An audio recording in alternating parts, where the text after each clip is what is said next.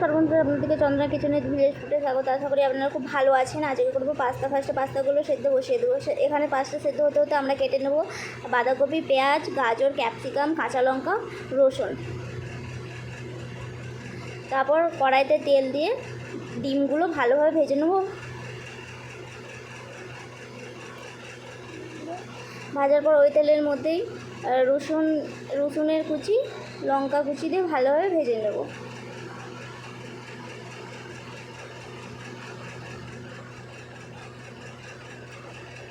ভাজার পর দিয়ে দেবো পেঁয়াজ কুচি, দিয়ে আরও কিছুক্ষণ ভালোভাবে ভেজে নেব।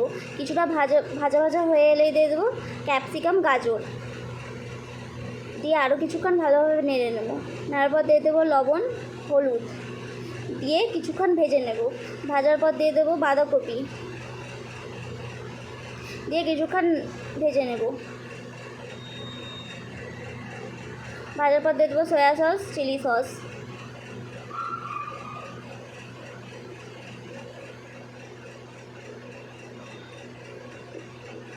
কিছুটা ভাজার পর দিয়ে দেবো ডিম ভাজা, দিয়ে ভালোভাবে নেড়ে নেব।